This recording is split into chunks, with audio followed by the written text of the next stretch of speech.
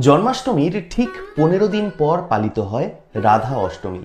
ভাদ্র মাসের শুক্লপক্ষের অষ্টমী তিথিতে উত্তরপ্রদেশের বারসানা গ্রামে জন্ম হয়েছিল শ্রী রাধিকার। রাধা কৃষ্ণের অমর প্রেম কাহিনী যুগে যুগে কালে কালে মানুষের মুখে মুখে ঘুরছে, কিন্তু বিচ্ছেদেই শেষ হয়েছিল এই ভালোবাসার উপাখ্যান। অত্যাচারী কংসকে বধ করতে বৃন্দাবন ছেড়ে মথুরায় এসেছিলেন কৃষ্ণ। তারপর আর কোনোদিন তাঁর বাল্যকালের লীলাভূমি বৃন্দাবনে ফিরে যাননি তিনি। কৃষ্ণ বৃন্দাবন ছাড়ার পর কি হয়েছিল রাধার সঙ্গে, আজ বরং রাধা অষ্টমীর বিশেষ সেই কাহিনী জেনে নেওয়া যাক। এই গুরুত্বপূর্ণ প্রতিবেদন শেষ অবধি দেখুন। আমি দীপেন্দু, দ্য নিউজ বাংলা লাইফে আপনাদের স্বাগত জানাই। কংস বধ করতে মথুরা রওনা দেওয়ার আগে একবার রেপাল্লি গ্রামে যান কৃষ্ণ।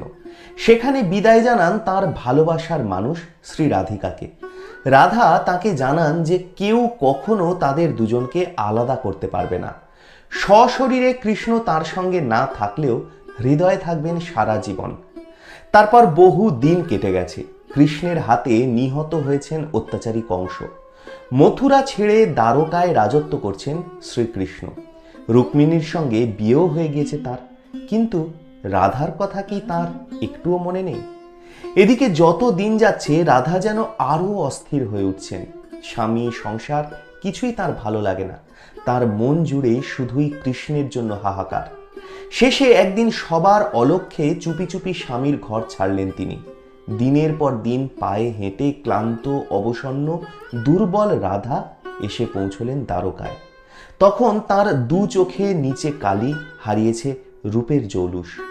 অন্য প্রজাদের সঙ্গে প্রাসাদে ঢোকার অনুমতি তো মিলল, দেখতে পেলেন প্রাণের মানুষকেও।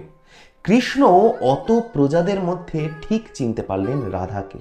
এরপর রাজপ্রাসাদের দাসী হিসাবেই দ্বারকাতেই থেকে যান রাধা।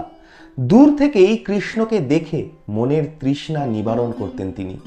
প্রাসাদে আর কেউ তাদের সম্পর্কের কথা জানতো না, কিন্তু এভাবে কৃষ্ণের কাছে থেকেও তাকে না পাওয়ার যন্ত্রণায় একদিন কাউকে কিচ্ছু না বলে প্রাসাদ ছাড়লেন রাধা। তখন তিনি আরো দুর্বল, শরীর ভেঙেছে, গ্রাস করেছে অকাল বার্ধক্য। রাধা জানতেন না যে কৃষ্ণ তাকে অনুসরণ করে আসছেন। উদ্দেশ্যহীনভাবে পথ হাঁটতে গিয়ে বারবার অবসন্ন হয়ে পড়েছেন, বারবার কৃষ্ণের স্পর্শে চেতনাও ফিরে পেয়েছেন। রাধা বুঝতে পারছিলেন যে আয়ু ফুরিয়ে আসছে, তার চলে যাওয়ার সময় আসন্ন। কৃষ্ণ এমন সময় রাধার সঙ্গে দেখা করে রাধাকে জিজ্ঞাসা করলেন তিনি কি চান। যে বাঁশি তাকে ব্যাকুল করত বৃন্দাবনে, সেই বাঁশি শেষবারের মতো শুনতে চাইলেন রাধা। বাঁশি শুনতে শুনতেই নিথর হয়ে গেল রাধার দেহ। শ্রী রাধিকার প্রয়াণের পর শ্রীকৃষ্ণ স্থির করেন যে বাঁশিকে ঘিরে ছিল তার রাধিকার স্মৃতি, সেই বাঁশি তিনি আর কোনোদিন ছুঁয়েও দেখবেন না। বাঁশি ভেঙে কৃষ্ণ ছুঁড়ে ফেলে দিলেন জঙ্গলে, জীবনের মতো। বিচ্ছেদ বেদনা ভুলে শেষ পর্যন্ত প্রাণনাথের প্রাণেই শান্তির আশ্রয় পেলেন রাধা।